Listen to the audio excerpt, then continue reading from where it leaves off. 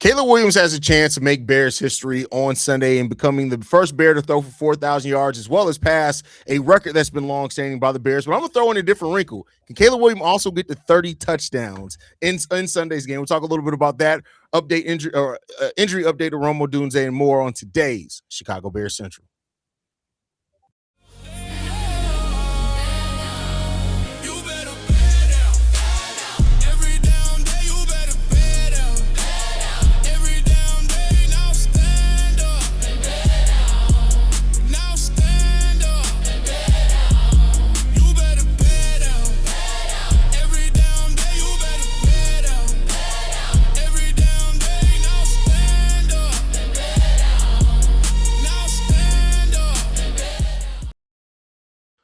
What's going on, Bears fans? Welcome to another episode of Chicago Bears Central, your number one spot for everything Chicago Bears related. We got the crew in the building today, the OG, C-Dub, Bobby, myself, Hayes. It started with us three, man. What better way to start off the new year with just us three, man? We got some stuff to talk about in regards to Caleb Williams and everything else. Caleb Williams right now, fellas, just to set the stage, he's 109 yards, I think, from breaking the Bears' all-time single-season passing record, but he's a little bit more away from that from actually being able to be the Bears' first 4,000-yard passer. Eric Kramer had set the record at 3,838 yards back in 1995.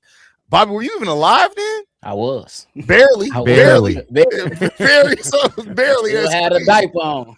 So, that's crazy. So he's only a little while off from breaking that record, but he is about 270 yards away from becoming the Bears' first 4,000-yard passer. But I'm going to add a different wrinkle in there. He's 5 touchdowns away from becoming the first Bear to throw for 30 touchdowns and 4,000 yards. Can he achieve both of those this season? Oh, man. 270 yards and 5 touchdowns. Okay, let's look at the game they got to play against. They playing against the Detroit Lions, pretty strong offensively. They out of the playoffs, but they have been strong offensively. I think the Bears game plan is going to be similar to the San Francisco 49ers game plan, where we're going to have to score a bunch of points.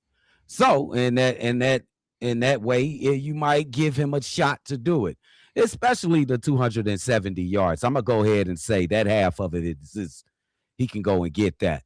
But the 5 touchdowns is too many factors that could stop him from getting it, and it's not all of his fault. Like the dynamic play calling of Ben Johnson. You know, he got 2 good running backs out there.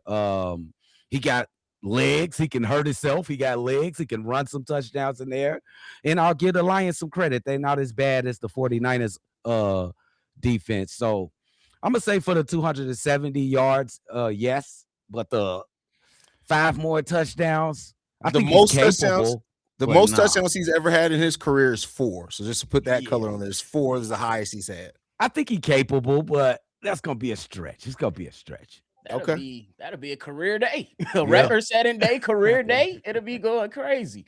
Now, I'm gonna agree with C-Dub on this for the 5 touchdowns. I'm gonna say nah, simply because I think he can do it, but I think that you got to factor in the running backs. And Kyle Monanga and DeAndre Swift. They've been running their ass off, and I think that right now you got to stick to what you know, and you got to go out there and try to accomplish things in the way by sticking to your identity. Now, I'm going to agree with C-Dub with the 270 yards. I think it's very, very possible. I know that these guys remember, like we remember, 50-piece fried heart with lemon pepper put on our head, and all of us saying, this looks familiar. It definitely felt familiar. That's for damn sure. It definitely felt familiar.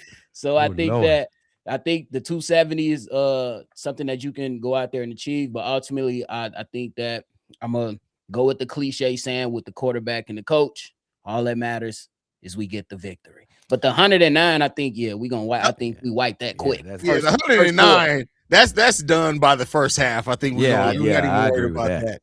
I think he's gonna get it. I think that not only that the team, as long as the team, like, winning's going to come first, but I do think Ben Johnson's going to understand getting his quarterback that record, and as long as they are playing solidly and had that win, he's going to get it.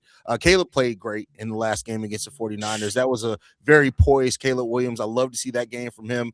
I would love to see him come in and have a game very similarly to that and get over 300 yards passing. So, I think the yards part, almost academic, I'll say that. The touchdown, I'm going to go on the edge and say he gets it. I just think, it's against the Lions. They killed us they scored 52 points against us in the first game that we faced off against them. I think we're going to have another high scoring game. I get it. They can put up points too, but I think I'm going to just say he gets it. I'm going to say, fuck it. Jared Goff got 5 touchdowns in our first game against him. Caleb Williams get 5s in this game. So that'd be nice to see, man. It'd definitely be a good thing to see. And I think that with this win, I think we need it. Yeah, for momentum purposes. I think it's too hard to argue it neither. Like this gonna be a high scoring game, so it ain't too out of the realm that he can do it though, bro. It ain't too out of the realm.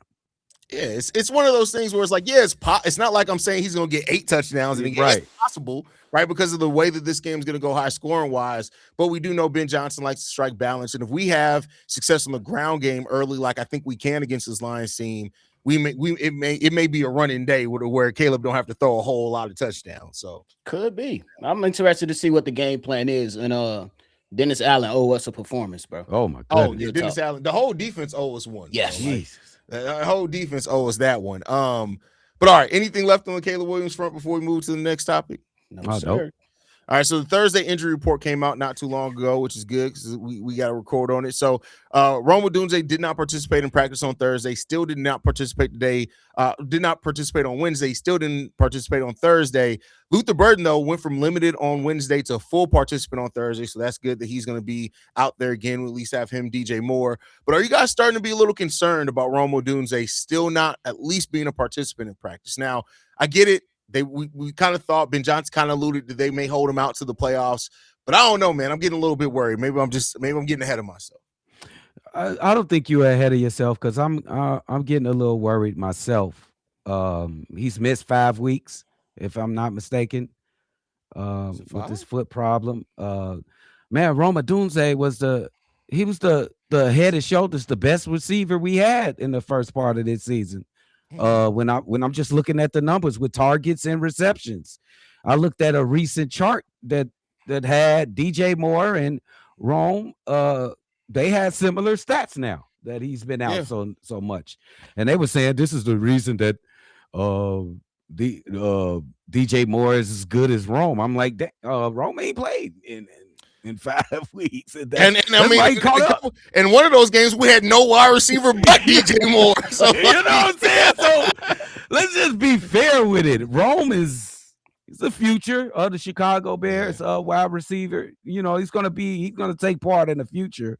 He's been a weapon in the beginning part. He helped us get over that. You were right. Rome ain't played since the day after Thanksgiving. Yeah, dude. Jesus, bro. Like, he helped us pass that 0-2 start. He still was cooking in that 0-2 start and throughout. And when we lost him to injury, we lost the key weapon, but we still managed to keep pushing on. But I think we really need him for the playoffs. We playing all good teams in the playoffs. We need all weapons, all hands on deck, bro.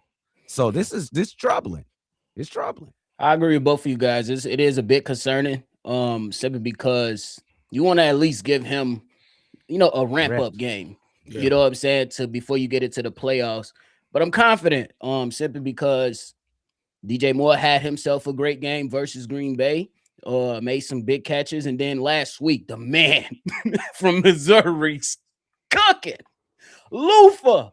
He dropped bad. That was the Chicago Bears rookies and Luther Burden and Colston Loveland, they've been showing up and showing out all through the start of the season. Oh my God, Matthew Golden is so much better.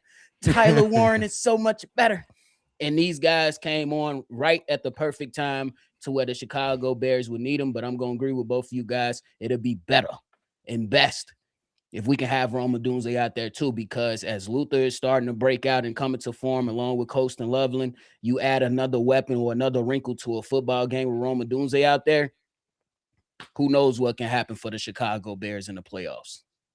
Yeah, I mean, we really haven't gotten to see very many games of our full wide receiver core and the running backs once we started realizing that Kyle Monangai and DeAndre Swift are like that. Like, we haven't really seen a lot of all of that out there because Luther's been hurt at different points this season. Rome has missed some time. So, like, we just need to get those guys out there. And I think that just adds to that dynamic of what you can bring in the playoff, the different wrinkles, like Bobby says, the different schemes.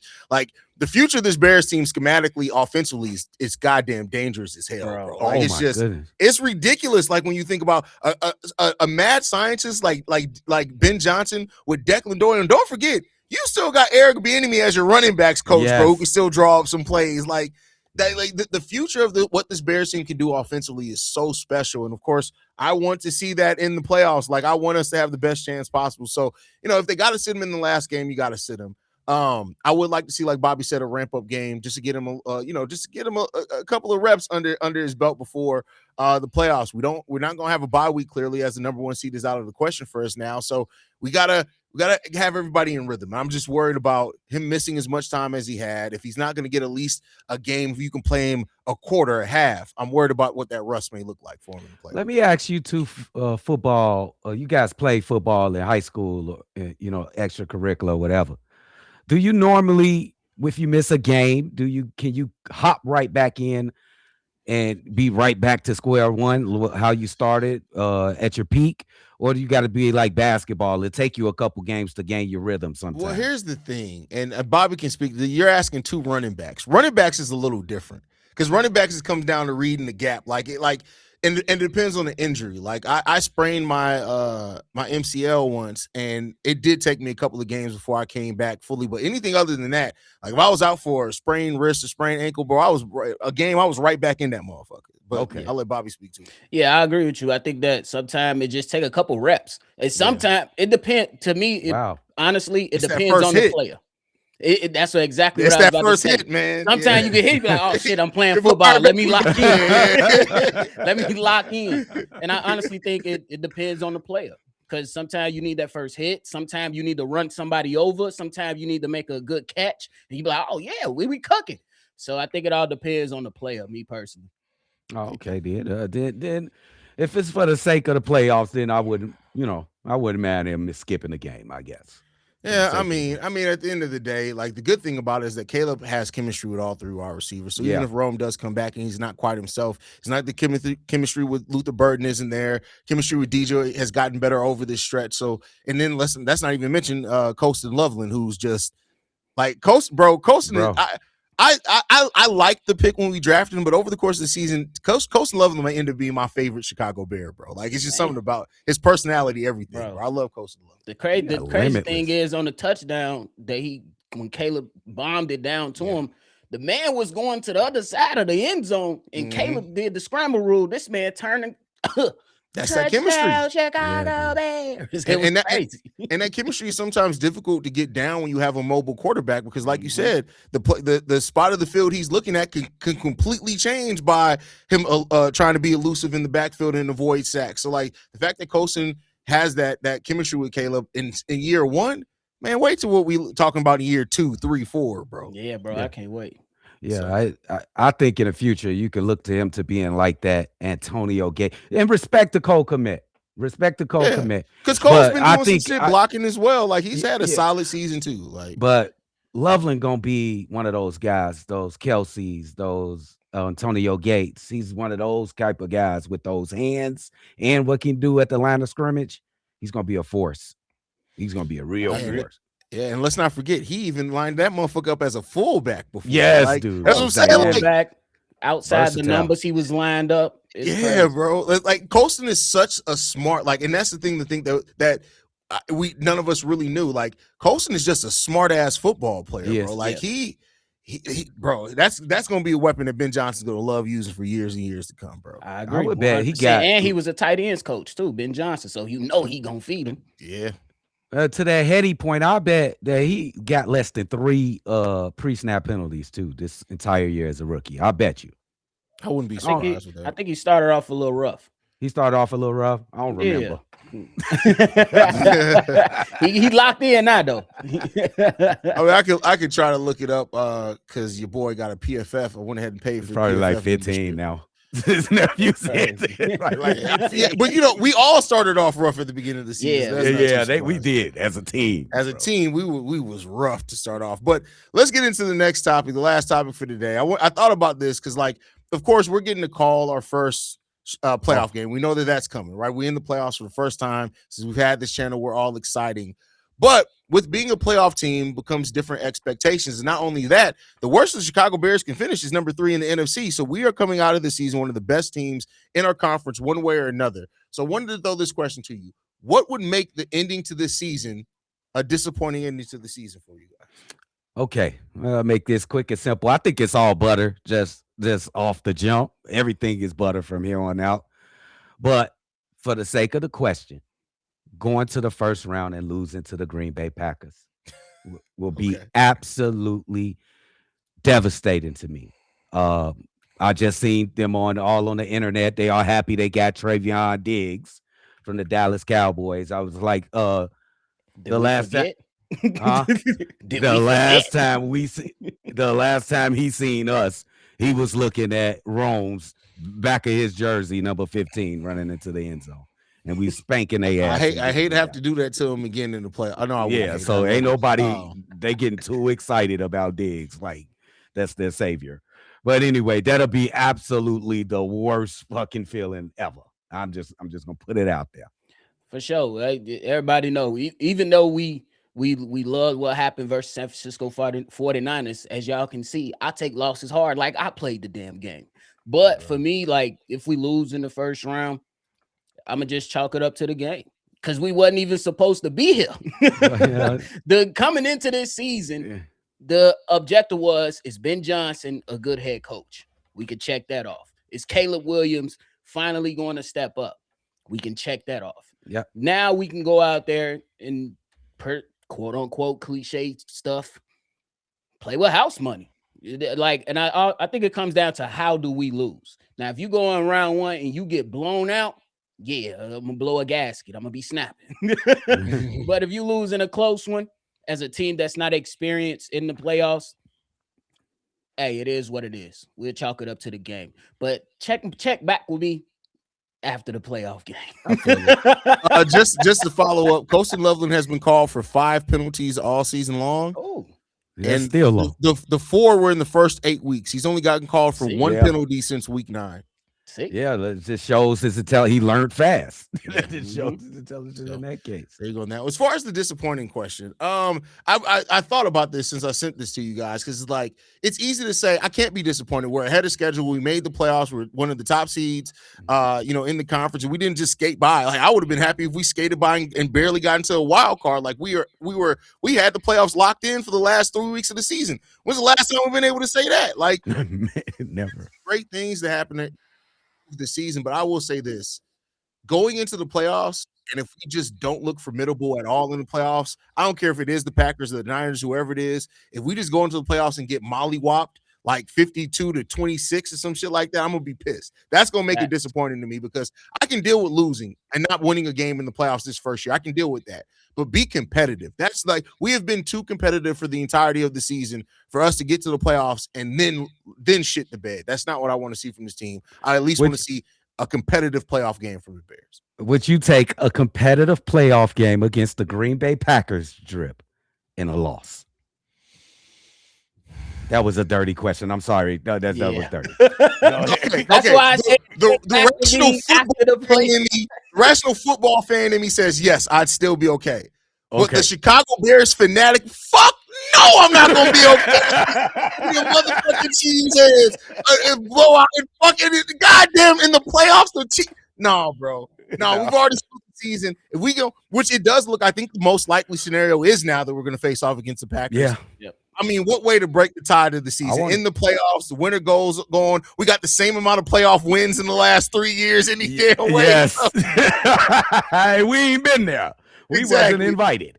So, yeah, I mean, listen, I would love to be able to say that we beat those cheeseheads, bro. I want to say that, like we got to do that for me, petty wise. But I just want to see the Bears come in and compete, bro. Show you belong, man. Because I agree as with we know, it's any given Sunday. But yeah, I ain't gonna lie. I just thought about this too.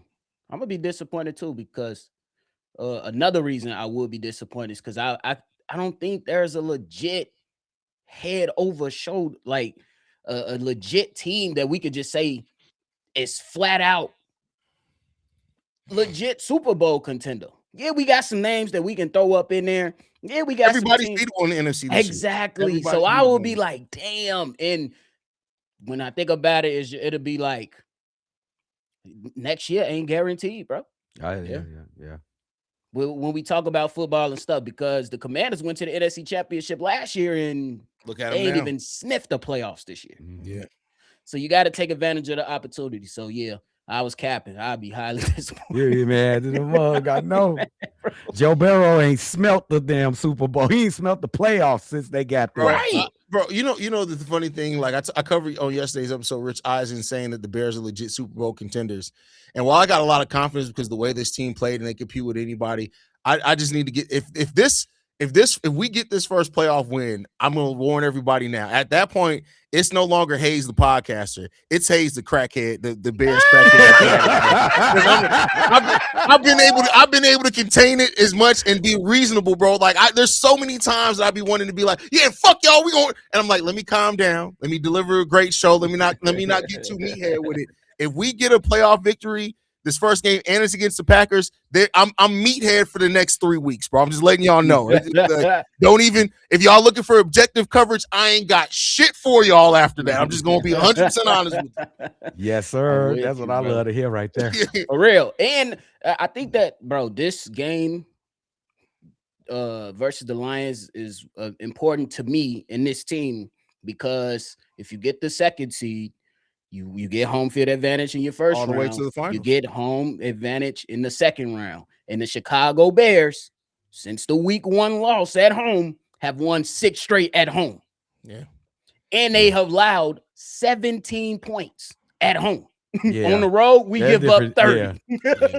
That's crazy. That's just nuts. Hey, listen, no, I tell you, bro.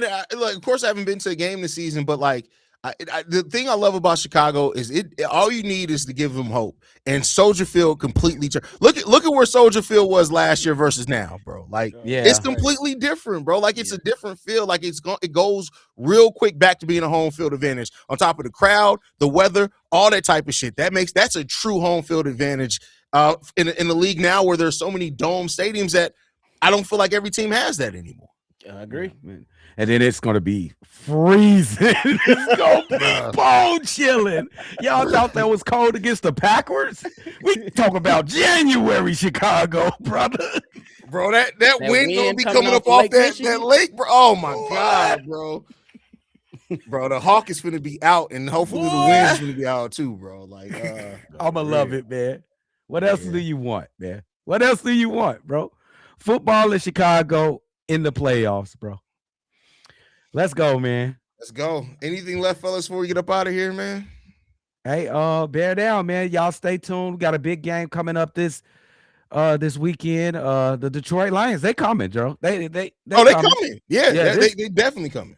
They coming. They last game of the season. They trying to interrupt what we trying to do. So they gonna come with their best effort. So we better be ready to play. Yeah, absolutely. For sure. We definitely better be ready to play. But hey, man, special thanks to you all that's always tuning in. Hope y'all had a great holiday, Christmas, and all that stuff. And a happy new year to y'all, man. Hit that like button and subscribe. Absolutely. We appreciate y'all and the continued support of this channel through the ups, downs, thick, thin, everything. We appreciate y'all, man. Happy New Year. I hope y'all had a great start to y'all new year. Y'all can follow us at Shy Bear Central. You can send us any feedback, questions, comments, concerns, ChicagoBearCentral@gmail.com. And lastly, if you want to leave a text message and a voicemail for the mailbag, 773-242-9336. We're the #1 spot for everything Chicago Bears related. We'll catch y'all in the next one. Peace, y'all. Happy New Year. This has been a presentation of the Break Media.